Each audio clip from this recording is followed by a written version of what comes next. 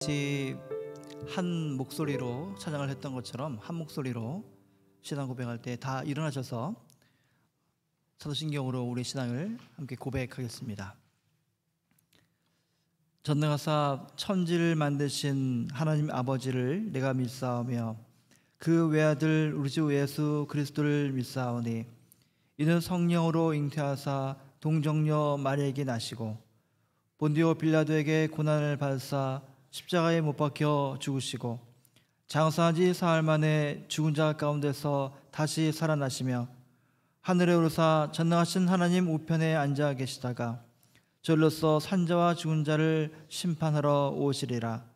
성령을 믿사오며 거룩한 공회와 성도가 서로 교통하는 것과 죄를 사하여 주시는 것과 몸이 다시 사는 것과 영원히 사는 것을 믿사옵나이다.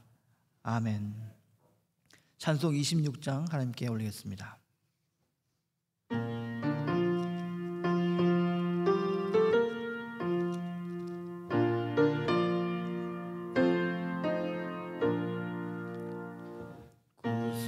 구세주를 아는 이들 찬송하고 찬송하세. 마음과 뜻과 임다여 경배드리세. 주를 알지 못한 이들 주가 친히 인도하사 그의 피로 구속하니 찬송 부르세. 약한 사람 도움받아 시험 중에 참게 되니 모든 죄를 이길 힘은 믿음뿐이라. 진리 되신 우리 주는 영원토록 변함없네. 성도들아 주를 믿어 길이 섬기세. 아멘. 다 자리에 앉으시겠습니다. 함께 기도하겠습니다.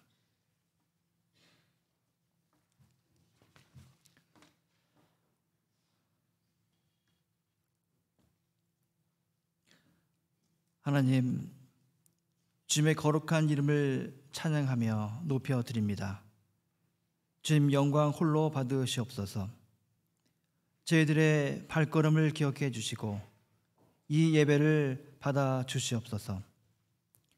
하나님, 지난 한 주간을 되돌아봅니다. 주님의 자녀로 부름받아 날마다 주님이 주인 되시는 삶을 살겠다고 다짐했건만 여전히 저희들의 의는 살아있어서 저희들의 시간과 저희들의 육신과 저희들의 마음을 지배하고 있습니다. 사랑 대신 미움을, 화평 대신 다툼을, 소망 대신 절망과 죽음의 전도자가 되어서 하나님을 배반하는 삶을 살고 말았습니다. 주님, 저희들을 불쌍히 여겨 주시옵소서. 하나님의 은혜가 얼마나 큰지 날마다 매 순간마다 깨닫는 저희 모두가 되게 하여 주옵소서. 주님께 받은 은혜와 사랑을 계수하며 날마다 형제자매들에게 그 사랑을 나누는 주님의 자녀들 되게 하여 주시옵소서. 오늘은 특별히 이창섭 장로님께서 지난 5년 10개월간의 장로직을 성실히 감당하시다가 은퇴하시는 복된 날입니다. 어렵고 힘든 시기 가운데 주님 부르셔서 하나님의 일들을 맡겨주셨고 그 일들을 충성되게 마무리하게 하심을 감사드립니다. 장로님의 수고를 기억해 주시고 하늘의 큰 복을 허락해 주시옵소서. 또한 앞으로의 인생 가운데에서도 임마누엘로 동행해 주셔서 하나님의 기쁨 되는 삶을 가득 누리게 하옵소서. 주님, 이 시간 또한 기도합니다. 아프리카 우간다 지역에서 선교 사역을 감당 중인 김광일 집사님에게 주님 함께하사 강건케 하시고 안정케 하시며 맡은 사역 잘 감당할 수 있도록 돕는 자를 붙여주시고 날마다 새 힘을 허락해 주시옵소서. 오늘도 예배를 위하여, 친교를 위하여 여러 모습으로 수고하고 봉사하며 헌신하는 손길들 주님 이 시간 기억해 주시고 하늘의 큰 복을 허락해 주시옵소서. 말씀을 전할 때 저희들의 마음이 옥토가 되게 하셔서 하늘의 기쁨과 하늘의 지혜를 더욱 사모하는 온 성도가 되게 하여 주시옵소서. 지금도 살아계셔서 역사하시는 예수 그리스도의 이름으로 감사하며 기도 올려옵나이다. 아멘.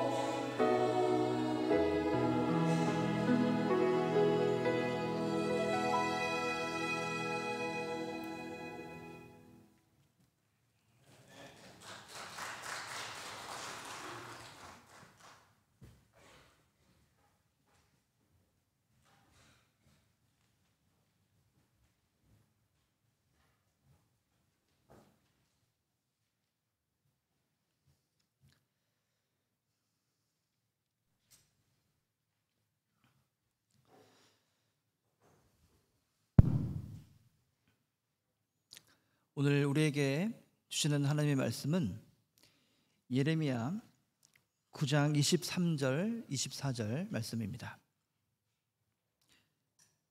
예레미야 9장 23절, 24절 말씀, 두 절 말씀입니다.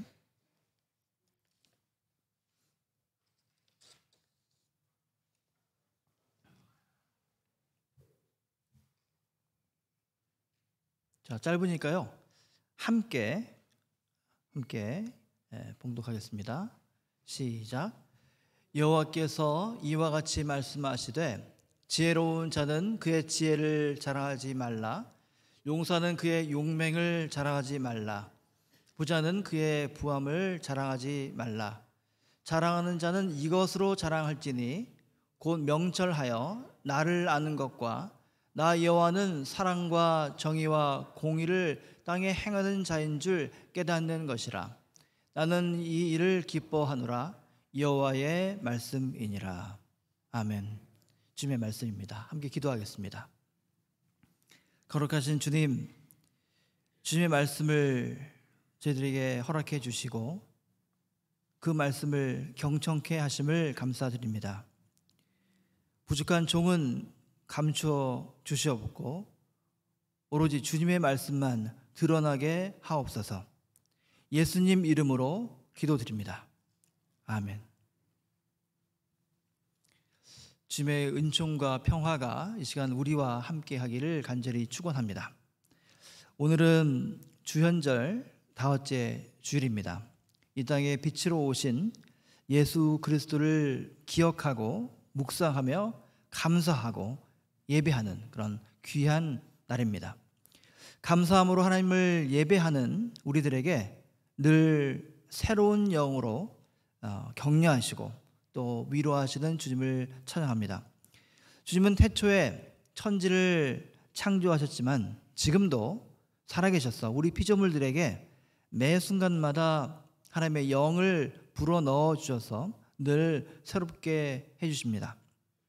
지금도 살아계셔서 이 예배 가운데 임재하시고 우리의 육신과 영을 살피사 위로하시고 격려하시는 그 주님의 영을 만나시는 복을 여러분 모두가 누리시기를 바랍니다. 오늘 성경 말씀을 묵상을 해보니까 조국 이스라엘의 그 멸망을 예감하면서 고통스러워하고 있는 예레미야 선지자를 만나게 됩니다. 자, 선지자는 왜 고통스러울까요? 하나님의 눈으로 세상을 바라볼 때에 우리는 늘 기쁨이 충만하지는 않습니다. 예레미야 선지자는 자기의 조국이 멸망할 것을 보면서 애통한 심정으로 백성들에게 주님께로 돌아가자고 이렇게 권면하고 있습니다. 보통 사람의 눈에는 나라가 잘 사는 것 같고 아무런 문제가 없는 것처럼 보이지만 하나님의 눈으로 보니 이스라엘이 멸망할 것이 바로 직전에 있는 것입니다. 하나님을 믿는다는 것 무엇일까요? 그것은 다름 아닌 하나님께서 기뻐하시는 일을 행하는 것입니다. 그런데 우리는 그렇게 살지를 못하죠. 하나님의 뜻이 아닌 그 다른 것들이 우리 마음을 늘 지배하기 때문입니다. 예레미야는 사람의 마음을 온통 지배하고 있는 것들이 무엇인가 영의 눈으로 분별해내고 있습니다. 그러면서 모든 사람들이 꼭 갖고 싶고 손에 쥐고 싶어하는 것을 갖다 해도 그것을 자랑하지 말라 이렇게 말씀하고 있는 것입니다. 오늘 23절 말씀입니다. 지혜로운 자는 그의 지혜를 자랑하지 말라. 용사는 그의 용맹을 자랑하지 말라. 부자는 그의 부함을 자랑하지 말라. 지혜롭고 용맹스러운 것 그리고 부유한 것 나쁜 게 아니죠. 좋은 것입니다. 누구나 가지고 싶어 하는 것이죠. 저도 마찬가지입니다. 세상 사는데 꼭 필요한 것들입니다. 문제는 그것이 사람답게 살기 위한 예수 그리스도를 믿는 신앙인으로 살기 위한 그런 수단이 아니라 그것 자체가 목적이 되는 순간 문제가 발생한다는 것입니다. 우리는 다른 사람들을 만날 때 뭔가를 자랑하는 일이 생깁니다. 부모님들을 만나면 뭐 합니까? 한참 얘기하다가 자식 자랑하기 시작합니다. 어릴 때는 누구 자랑합니까? 자신의 부모님 자랑을 하게 됩니다. 어릴 때는 철이 없어서 뭔가 자랑을 한답시고 살을 잔뜩 입혀서 이제 하죠. 제가 국민학교 다닐 때, 나이가 짐작되시죠? 초등학교가 아니라 국민학교 다녔는데 한 30-40분 거리를 걸어 다녔습니다. 뭐 더 어르신들은 뭐 1시간 넘게 걸어 다니셨겠죠? 그러면 꼭 친구들과 함께 집으로 걸어갑니다. 그냥 갈 리가 없죠. 이야기를 한참 하다가 꼭 자랑으로 끝을 냅니다. 서로 자랑을 늘어놓는 것이죠. 그러다 보면은 거짓 아닌 거짓말을 하게 되고 때로는 허풍을 잔뜩 늘어놓게 됩니다. 거기서 끝나면 되는데 어느샌가 자랑이 말다툼까지 번집니다. 서로 경쟁하고 심지어 시기 질투하게 되는 것이죠. 그런데 나이를 먹어도 마찬가지입니다. 서로 자랑을 많이 하는 곳에 가보면 평화가 있지 않습니다. 서로 자기 얘기하느라 바쁘죠. 사람들은 거의 대부분 자기 과시욕이 강한 사람들을 좋아하지 않습니다. 세상에 모르는 것이 없는 것처럼 모든 대화에 끼어들어서 자기가 주도하려는 사람 만나면 참 피곤합니다. 이런 사람들을 만나면은 대화하는 것처럼 보여도 사실 일방적일 때가 참 많죠. 아주 예전에 저한테 전화를 하는 분이 있었습니다. 보통 전화하면 1시간, 길게는 3시간 합니다. 그러면 셀폰을 충전해 가면서까지 이제 전화를 해야 돼요. 그런데 전화를 하면 대화를 하는 게 아니라 1시간짜리, 3시간짜리 강의를 듣습니다. 제가 할 수 있는 말은 네, 이게 전부였습니다. 계속 얘기하는 것이죠. 대화가 안 되는 것이죠. 나중에는 전화 받고 싶지 않겠죠. 자, 우리 연약한 사람들은 남이 갖지 못한 것을 어느샌가 가지게 되면은 자랑하고 싶은 마음이 생깁니다. 어린아이만 그런 게 아니죠. 나이를 먹어도 똑같습니다. 왜 그럴까요? 그것은 바로 우리 인간 대부분이 다른 사람들의 칭찬과 인정을 받고 싶어 하기 때문입니다. 다른 사람들의 인정을 통해서 다른 사람들의 칭찬과 그 인정을 받고 싶어서 그런 것이죠. 그래서 나를 확인하는 것이죠. 내가 중요한 사람인 것을 확인하고 싶어하는 마음이 있는 것이죠. 그래서 증명하고 싶은 것이죠. 자, 무엇으로 자기 자신이 그렇게 훌륭한 사람, 위대한 사람, 좋은 사람인 것을 그렇게 확인할 수 있겠습니까? 오늘 예레미야 9장 23절 말씀이 우리에게 그것을 일러주고 있습니다. 바로 우리 사람이 가장 갖고 싶어하는 것, 품고 싶어하는 것, 그것은 바로 지혜와 용맹과 부함이다, 이것입니다. 마음 깊은 곳에 힘 있는 사람, 세상 말로 하면은 자존감이 높은 사람들은 굳이 다른 사람들 앞에서 자기 자신을 자랑할 필요가 없습니다. 굳이 그럴 필요 없죠.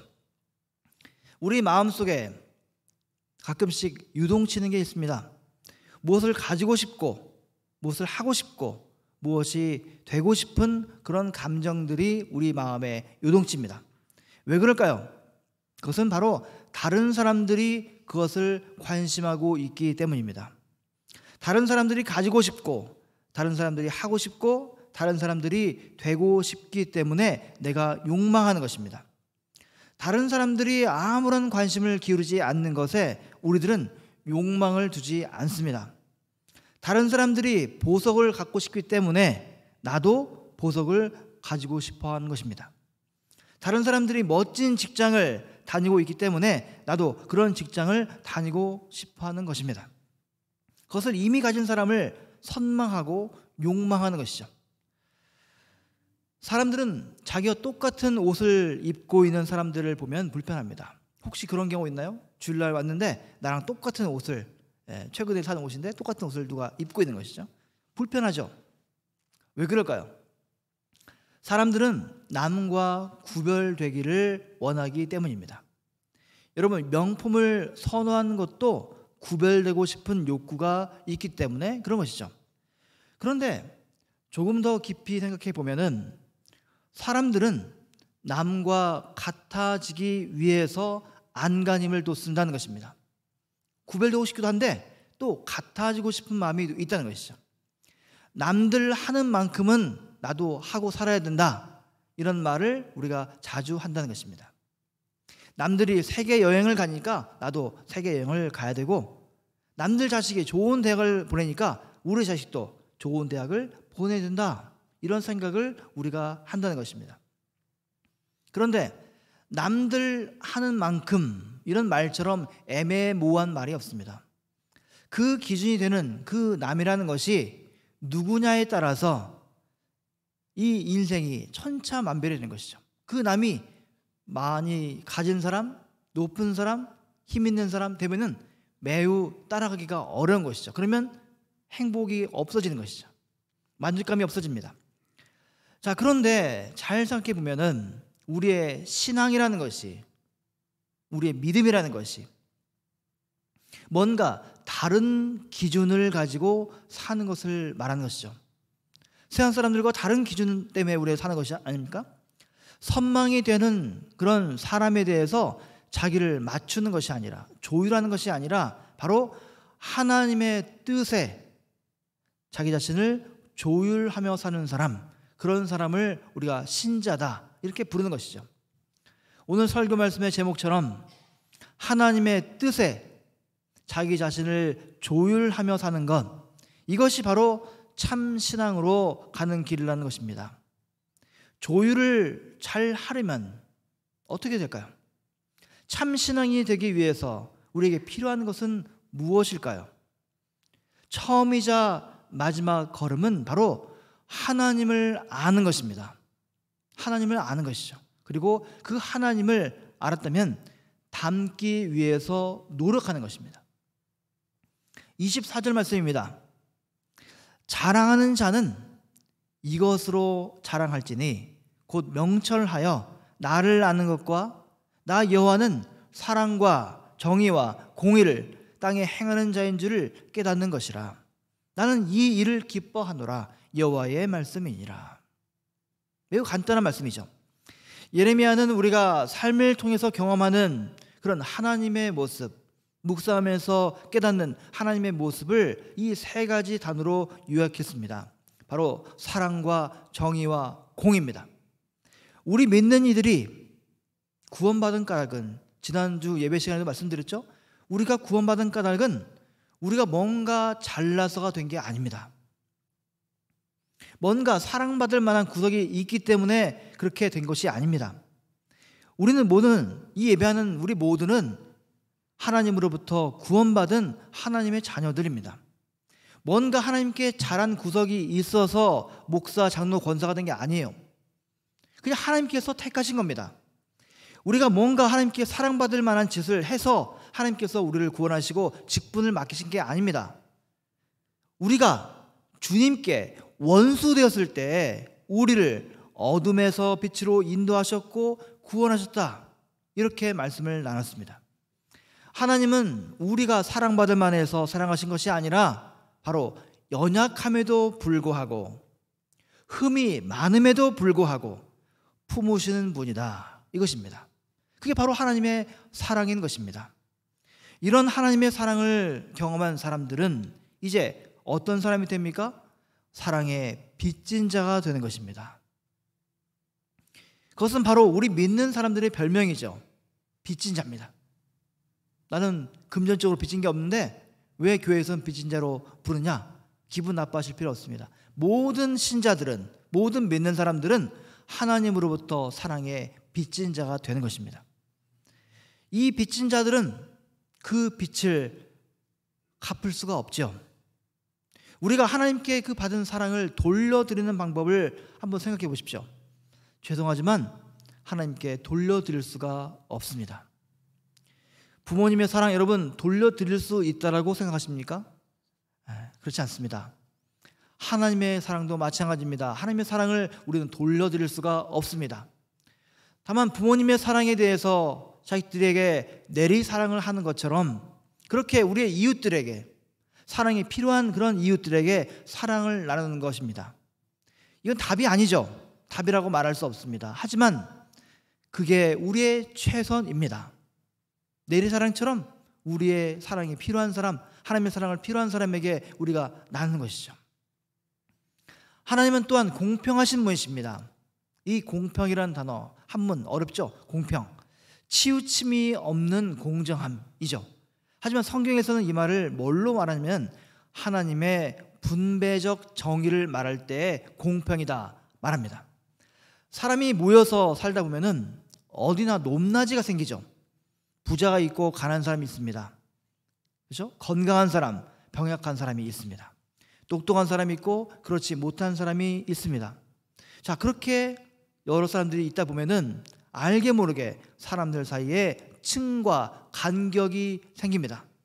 그 차이를 좀처럼 좁히기가 어렵지요. 오히려 점점 벌어지죠. 그런 세상을 하나님께서 보기 좋아하지 않습니다.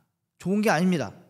그래서 하나님께서는 그의 백성들이 그의 그런 간극을 해소하기 위한 장치를 우리에게 주셨습니다. 자, 추수할 때에 밭에 한 모퉁이를 그냥 남겨놓으라 했습니다. 그렇죠? 떨어진 이삭을 줍지 말라. 포도를 수확할 때에 일부는 그냥 남겨둬라 했습니다. 누구를 위해서요? 누구를 위해서? 땅의 주인이신 그 주님은 우리가 연약한 이웃을 돌봐야 된다, 이렇게 끊임없이 성경에서 우리에게 말씀하고 계십니다. 그것이 바로 정의라는 하나님의 모습인 것입니다. 자, 하나님은 또한 공의의 하나님이시죠. 그때나 지금이나 인간 세상을 지배하고 있는 원리는 공의가 아닙니다. 옳고 그름으로 다스리는 것이 아니라 힘이 지배하는 세상을 우리는 살고 있죠. 돈 있고 힘 있는 사람들은 법을 자기들이 편리한 대로 적용하고 그렇게 만들어 버립니다. 입맛이 맞지 않죠? 어느 순간에. 그러면 법을 뜯어 고치죠. 자기들의 입맛대로 적용해 버립니다. 그러나 하나님께서는 이처럼 공의가 무너진 세상을 바로 잡아 보려고 하십니다. 자, 이스라엘이 멸망한 까닭 여러 가지 있겠죠. 그런데 이처럼 사랑과 정의와 공의가 사라졌기 때문에 하나님께서 멸망하도록 내버려 두신 겁니다. 하나님께서 사랑하는 하나님의 선민이 아닙니까? 그런데도 불구하고 하나님께서는 멸망하도록 내버려 두셨습니다. 이 하나님께서 예레미야 선지자에게 말씀하시죠. 나의 백성 이스라엘이 나 여호와를 알기를 원하노라. 여호와 하나님이 바로 사랑과 정의와 공의를 땅에 행하시는 분임심을 너희들이 알기를 원하노라. 사랑과 정의와 공의를 기뻐하시는 분이 바로 나 하나님이심을 너희들이 알기를 원하노라. 이렇게 말씀하신다는 것입니다. 우리 믿는 사람들은 그런 하나님의 일에 초대받은 사람들입니다. 우리 기독교인들은 좋은 게 좋은 것이 아닙니다. 바로 옳은 게 좋은 것이라고 믿는 사람들입니다. 좋은 게 좋은 게 아니죠. 이래도 괜찮고 저래도 괜찮습니까? 그렇지 않습니다. 옳은 게 좋은 것입니다. 기독교인들은 그런 의미에서 원칙주의자가 되어야 됩니다. 공의가 바로 서지 않는 한 모든 사람이 똑같이 인간적인 존엄을 누리면서 사는 세상이 오지 않기 때문입니다. 사랑하는 여러분, 하나님께서 사랑과 정의와 공의를 이 땅에 실현시키는 분이심을 여러분 믿습니까? 하나님을 믿는다는 것은 결국 하나님의 일을 내 일로 여기는 것입니다. 예수님께서 말씀하시죠. 내 아버지께서 이제까지 일하고 계시니 나도 일한다. 요한복음 말씀입니다. 지금 우리는 이 하나님이 기뻐하시는 일, 하나님의 일에 우리가 동참하고 있는지 물어야 됩니다. 가정에서, 직장에서, 혹은 우리가 속한 교회에서 이런 하나님의 뜻을 우리가 이루기 위해서 과연 노력하고 있는가 스스로 자문해야 됩니다. 우리 시대에 하나님의 뜻을 품고 살아가는 거 쉬운 거 아닙니다. 하나님의 말씀에 나 자신을 조율하면서 살아가는 거 참 어려운 것입니다. 그 일이라는 것이 때로는 시대의 흐름을 거스르기 때문입니다. 우리는 시대의 거대한 그 흐름 속에서 떠밀려서 살 때가 너무나 많지요. 여러분, 한 사람당 하나씩 또 두 개씩 스마트폰 있죠. 셀폰 있죠.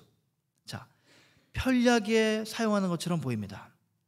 그래서 우리가 이 스마트폰을 지배하며 살고 있는 것처럼 보입니다. 그러나 여러분, 그 반대인 경우가 더 많다는 사실을 아셔야 됩니다. 여러분이 보고 있는 SNS에 의해서 여러분들이 그렇게 계속 떠밀려 간다는 사실을 아셔야 됩니다. 스마트폰을 통해서 우리의 사고가 지배당하고 소비주의 세상이 제시하는 그런 그 길을 향해서 깊이 생각할 여유조차 없는 것입니다. 영상을 볼 때 예전에는 3분 넘기지 말라고 그랬어요. 유튜버들한테 3분을 넘기지 마라. 지금은 1분을 넘기지 말라고 하고 30초를 넘기지 말라고 합니다. 왜? 넘기니까요. 매우 짧게밖에 생각할 수 없는 시대가 되고 말았습니다. 우리 어린아이들은 더 심하죠. 행복이 거기 있다라고 생각하기 때문에 계속 손을 스마트폰에 갖다 대는 것입니다. 나도 모르게 그러고 있죠. 저도 마찬가지입니다. 그럴 때가 너무나 많죠. 여러분, 스마트폰이 여러분에게 알려주는 대로 한번 살아보십시오. 각종 SNS가 보여주는 대로 여러분 한번 살아보십시오. 여러분, 행복할 거라고 생각하십니까? 오늘보다 내일이 더 행복할 거라고 여러분 믿으십니까? 행복은 우리가 일상을 잘 사는 데에서 얻어지는 만족감인 것입니다. 과학자들의 연구에 의하면 남을 향한 그 이타적인 행동이 이기적인 행동에 비해서 만족감이 더 높다라고 말을 합니다. 잘 생각해 보십시오. 여러분, 선물 받는 것도 좋지만 선물 주는 것이 더 좋지 않습니까? 그렇죠? 성탄절 때 생각해 보면 선물을 받는 거, 선물을 주는 거 생각하면 어떤 것이 더 기분 좋았나, 더 행복했나 한번 생각해 보십시오. 다른 사람을 도울 수 있는 기회를 많이 가진 사람이 그렇지 못한 사람들에 비해서 훨씬 더 행복감이 높다라고 말을 합니다. 주는 것이 받는 것보다 더 복이 있다, 이렇게 사도행전에서 우리에게 말씀하고 있지 않습니까? 만약 우리 삶에 이 만족감이 없다면 여러분, 삶의 방향을 한번 바꿔볼 필요가 있는 것입니다. 물질과 시간을 다른 사람들의 행복을 위해서 바칠 때에 우리의 삶 속에 있는 그 외로움과 쓸쓸함이 줄어들기 마련인 것입니다. 사람들이 장애인 시설에 가서 한 번씩 봉사하죠. 길거리 노숙자들에게 가서 봉사하죠. 자, 그것이 시간 낭비, 돈 낭비라고 여러분 보십니까? 그렇지 않죠. 우리 교회 식구들도 그 일에 동참하고 있는 것을 보면서 얼마나 고맙고 얼마나 행복한지 모릅니다. 그것은 바로 하나님께서 우리에게 주시는 지혜요, 하나님께서 우리에게 주시는 선물입니다. 그 일에 동참하시는 분들과 제가 얘기를 나눠보면은 내가 뭔가 그들에게 주는 줄 알았는데 오히려 내가 많이 받고 왔습니다, 이런 말을 한결같이 하십니다. 내가 미랄봉사하고 홈리스 사역을 가서 여러 가지 일들을 하는데 내가 뭔가 주러 가는 줄 알았는데 그게 아니라 내가 받는 것이 훨씬 많습니다, 이런 말을 대부분의 분들이 하신다는 겁니다. 하나님께서는 인간의 가장 깊은 그 행복감을 가장 연약한 사람들에게 숨겨 놓으셨습니다. 연약한 사람들을 돕기 위해서 내가 몸을 굽힐 때 우리는 자기로부터 해방되고 초월되어서 참 기쁨을 맛보게, 그렇게 하나님께서 우리를 창조하셨다, 그것이 바로 하나님의 형상이다, 이렇게 말하고 있다는 것입니다. 자, 우리는 이렇게 행복을 향해서 달려가고 있습니다. 그런데 어리석게도 그 행복의 길을 외면할 때가 너무나 많습니다. 행복을 추구하는데 그 행복으로 가는 그 길을 우리가 외면하는 거 얼마나 참 바보 같은 일입니까? 누구나 알다시피 인생에는 정말 중요한 일과 시급한 일들이 있습니다. 중요한 일, 그리고 얼전트한 일, 두 가지가 있겠죠. 우리가 당장 급한 일에 너무나 집중하면서 사느라 정말 중요한 일을 소홀히 할 때가 너무나 많다는 것입니다. 돈을 버는 거 중요합니다. 굉장히 중요하죠. 꼭 필요한 것입니다. 그런데 그것 때문에 가족들과 대화할 시간을 마련하지 못하는 분들 얼마나 많은지 모릅니다. 중요한 일과 시급한 일을 구별할 줄만 알아도 인생은 더욱더 깊어지게 되어 있습니다. 어떤 분은 훗날 하나님 앞에 섰을 때 참 너 애썼다, 너 애썼다, 이 말 한마디 들으면 참 좋겠다, 이런 말씀을 하십니다. 자, 어떻게 하면 그렇게 될까요? 오늘 말씀처럼 여러분 지혜와 힘과 부에 대한 그 집착을 버려야 됩니다. 버려야 됩니다. 사랑과 정의와 공의의 하나님을 섬기고 사람들이 서로를 존중하는 세상, 공평과 공의가 살아 넘치는 그런 세상을 만들기 위해서 우리가 조금씩 애써야 된다는 것입니다. 한 번에 가지는 못하죠. 하나님이 기뻐하시는 일들을 매 순간마다 우리는 하지는 못합니다. 하지만 이것이 하나님께서 기뻐하시는 일이구나, 그런 생각, 그런 나침반을 하나는 들고 살아야죠. 아, 이것이 하나님께서 기뻐하시는 일이구나, 내가 못해서 좀 아쉽구나, 다음엔 해야지, 이런 나침반을 하나는 들고 살아야 되죠. 그게 바로 우리의 기도요, 우리의 묵상이요, 우리의 큐티가 되어야 된다는 것입니다. 현악기를 아까 했죠. 얼마나 아름답습니까? 찬양과 현악이 어우러지니까 얼마나 아름다운 그 음악이 됩니까? 현악기를 하시는 분 다 아시죠? 악기를 연습하거나 연주할 때 꼭 하는 게 있죠. 조율입니다. 조율하죠. 초보는 당연하고 프로를 할지라도 조율을 하지 않는 사람은 아무도 없습니다. 나는 프로니까 나는 조율하지 않겠다, 이런 사람은 아무도 없습니다. 튜닝기를 켜서 조율을 해야지 연습과 연주를 제대로 할 수가 있습니다. 독주를 해도, 체인버를 해도, 오케스트라를 해도 악기를 연주하는 사람은 반드시 조율을 해야 됩니다. 조율에 실패하잖아요. 그러면 제대로 된 연습과 연주를 할 수 없습니다. 마찬가지죠. 우리 믿는 사람들은 하나님의 말씀에, 하나님의 뜻에, 하나님의 꿈에 내 영을 조율해야 됩니다. 그때 우리는 하늘 길을 닦는 사람이 누리는 그 기쁨을 누리게 되는 것입니다. 혹시 여러분 일상을 살아가는 가운데 까닭 모를 그런 불안감, 절망이 막 몰려옵니까? 외롭습니까? 마음이 허전하십니까? 오늘 주님께서 말씀을 통해서 우리에게 다가오십니다. 24절 말씀 다시 읽습니다. 자랑하는 자는 이것으로 자랑할지니 곧 명철하여 나를 아는 것과 나 여호와는 사랑과 정의와 공의를 땅에 행하는 자인 줄 깨닫는 것이라. 나는 이 일을 기뻐하노라. 사랑하는 여러분, 하나님의 영이 우리 영혼 깊은 곳에 불어와서 새 사람으로, 하늘의 사람으로 거듭나는 저와 여러분 모두가 되기를 주님 이름 의지하여 간절히 축원합니다. 아멘. 기도하겠습니다. 주님, 저희들은 참 연약합니다. 너무나 어리석습니다. 미래를 알지 못하기 때문에 늘 불안하고, 그래서 지혜와 힘과 재화를 쌓기 위해서 분주합니다. 그러나 그것이 중요하고 필요한 것이지만 수단이 아니라 그것 자체가 목적이 되는 순간 우리의 인생이 불행해짐을 오늘 말씀하셨습니다. 사랑과 정의와 공의의 하나님, 그리고 그것들을 기뻐하시는 하나님이심을 이 시간 말씀하셨습니다. 저희들 깨닫게 해 주시옵소서. 주님의 일들을 나의 일로 받아들이고 행할 수 있는 우리 교회가 되게 하여 주시옵소서.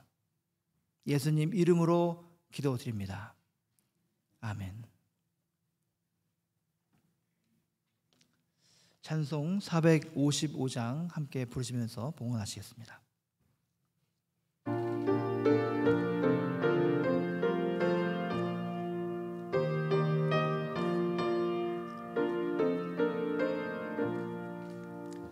주님의 마음을 본받는 자, 그 맘에 평강이 찾아오면 험악한 세상을 이기리니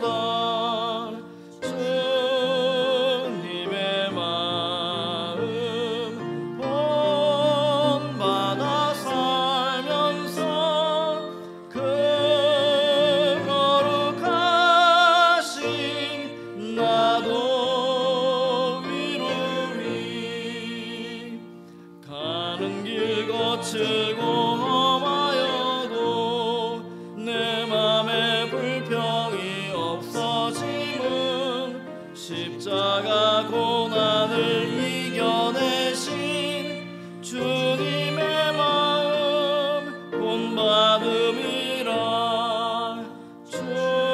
주님의 마음 본받아 살면서 그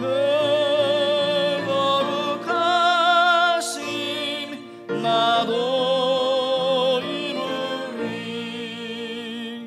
주 예수 세상에 다시 오시 그날은 무성도 변화하여 주님의 빛나는 그 영상을 다 함께 보며 주 찬양하리.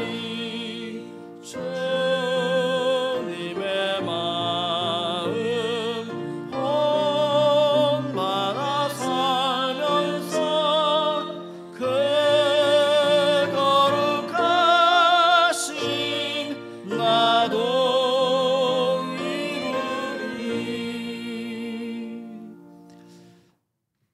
주님 감사합니다. 한 주간도 주님의 사랑과 은혜 가운데 살았음을 고백합니다. 저희들이 무엇이 갔는데 저희들을 그렇게 사랑하시는지 저희들은 깨닫지 못합니다. 주님의 전에 나올 때 처음 것을 들고 나왔습니다. 감사의 예물을 들고 나왔습니다. 상한 심령으로 나왔습니다. 주님 받아 주시옵소서. 주님의 사랑과 영광이 드러나는 귀한 일에 쓰게 하옵소서. 저희들의 땀방울과 눈물입니다. 주님, 저희들의 약한 곳에, 저희들의 필요한 곳에 주님 채워주시고 풍성한 것으로 날마다 채워주시옵소서. 예수님 이름으로 기도드립니다. 아멘.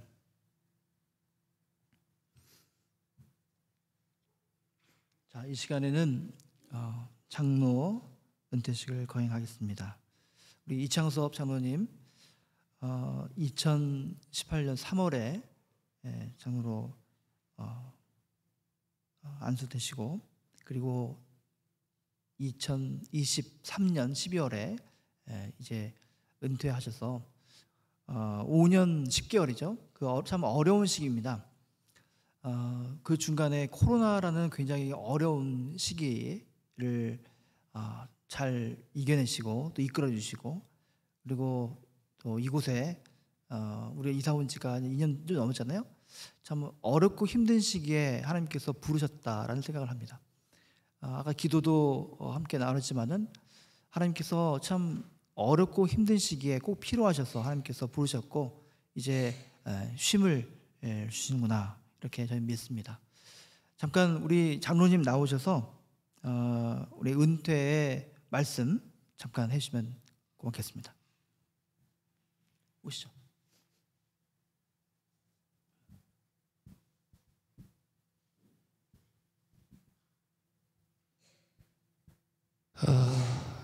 저는 은퇴식이라고 해서 간단하게 이렇게 한 줄알았더니 은퇴 말씀도 제가 준비를 못했습니다.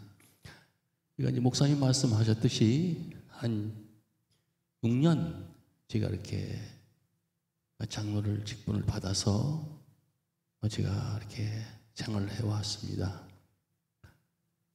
제가 이제 장로 받았을 때는, 임직을 받았을 때는 목사님 말씀하셨듯이 가장 어렵고 힘들 시기에 그때는 교회 렌트비도 낼 수가 없어서 막 열흘씩 밀려야 했고, 목사님 사례비도 없어서 또 한 달간 미뤄야 했고, 또 경제적으로 또 교인도 그때는 제가 장로 임직 받았을 때는 제가 기억하기로는 23명이 이렇게 그 예배를 드렸던 그런 기억이 납니다.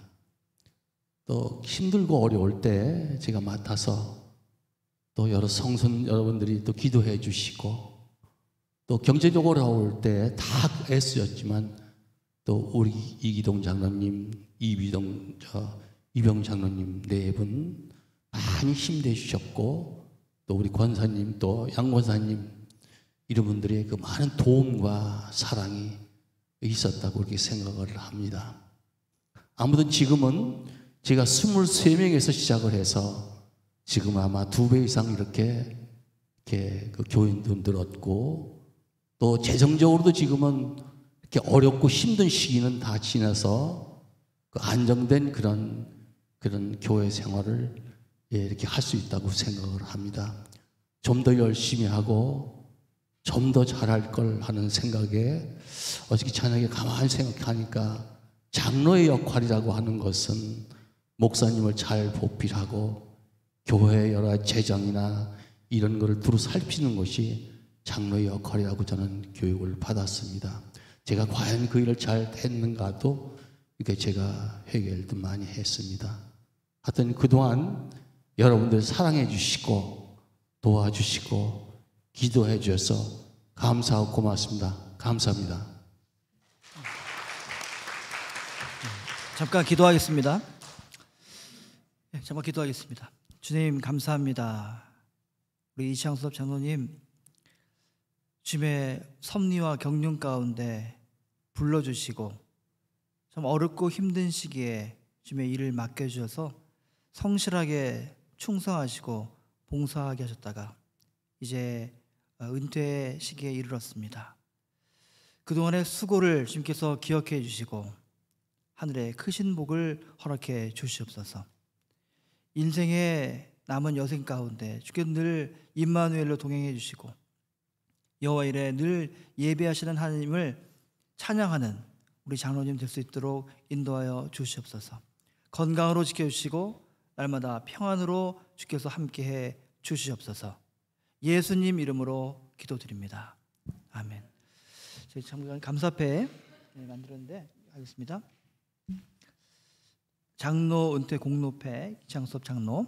장로님은 하나님의 부르심을 받아 2018년 3월부터 지금까지 산호세 영락교회 장로로 직분을 성실히 감당하며 충성하시다가 은퇴하시게 됨을 기념하여 본교회 성도들의 사랑과 정성을 이 패에 담아드립니다. 주 2024년 2월 4일 해외 한인 장로회 산호세 영락교회 담임 목사 민기요. 감사합니다.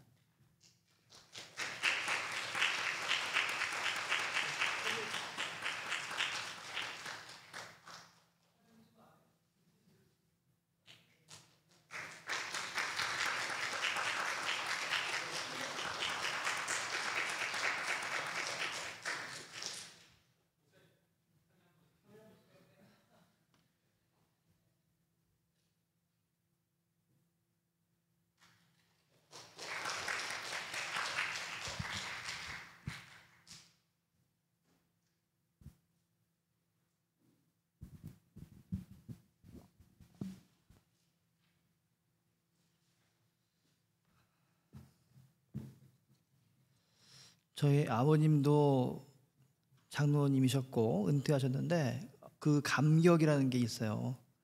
이게 참 큰 겁니다. 우리 장로교회에서는 장로님이라는 그 직분이라는 것이 어마어마해요. 근데 그 일을 하나님께서 기뻐하시고 또 충성되이 하셨을 때 하나님께서 정말 크신 복을 허락해 주셨고 앞으로도 계속 주실 것을 믿고 그리고 온 교회들이 앞으로 장로님의 건강과 또 여러 가지 모습들을 보면서 기도 많이 해주시면 참 감사하겠습니다. 자, 교회 소식 나누겠습니다. 오늘 교육부 학부모 기도회가 있었습니다. 그리고 돌아오는 토요일 날 미랄 봉사가 있습니다. 장로님의 은퇴식 거행했습니다. 김광일 집사님의 우간다 지역 선교 사역을 위해서 제가 이제 카톡으로도 여러분 나눴었는데 지금 한 일주일 되셨어요. 그 일을 위해서 여러분 계속 관심 가져주시고 기도 많이 해주시면 감사하겠습니다. 3주 동안 하시고 2월 20일 날 돌아오신다고 합니다. 2월 16일, 17일 날 다다음 주죠. 금토인데 양일간 교회에서 제6순회를 하니까요. 여러분들 시간 꼭 내셔서 꼭 참석해 주시면 감사하겠습니다. 구역 주지 발표는 연기하겠습니다. 그리고 서북 남로의 정기 시찰회가 이번 주 화요일 날에 있습니다. 다 일어나셔서 함께 찬양하겠습니다.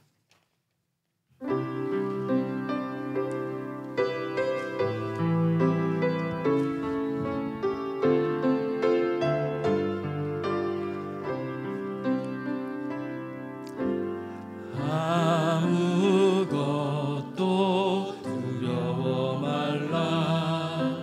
주 나의 하나님이 지켜주시네. 놀라지 마라. 겁내지 마라. 주님 나를 지켜주시네. 아무것도 두려워 말라.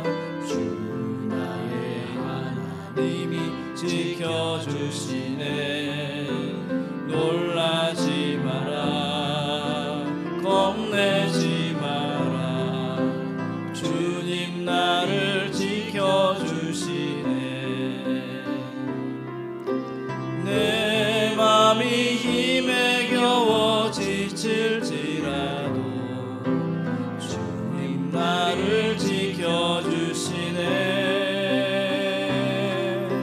세상의 험한 풍파 몰아칠 때도 주님 나를 지켜주시네. 주님은 나의 산소. 주님은 나의 요새. 주님은 나의 소망. 나의 힘이 되신 여호와. 주님은 나의 선성. 주님은 나의 산성. 주님은 나의 요새. 주님은 나의 소망. 나의 힘이 되신 여호와.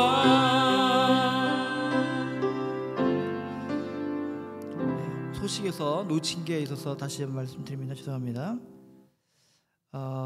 오늘 새로 오신 분이 있습니다. 우리 김민선 집사님의 어머니하고 언니 되시는 분이 오셨습니다. 잠깐 손 올려주시면은 한해 박수 하겠습니다. 네, 반갑습니다. 그리고 지난주에 1부 예배에 오셨다가 오늘 2부 예배에 오신 우리 김경옥 성도님, 저 뒤에 계신데 박수 하나 해주시면 감사하겠습니다. 네, 반갑습니다. 우리 식사할 때 같이 친교 나누겠습니다. 함께 기도하겠습니다. 이제는 성자 예수 그리스도의 크신 은혜와 성부 하나님의 극진하신 사랑하심과 성령 하나님의 역사교통 내주하심이 주의 사랑하는 믿음 식구들 가운데, 그리고 이들의 가정과 기업과 일터와 미래 가운데 지금부터 영원토록 함께 하시기를 간절히 축원하옵나이다. 아멘.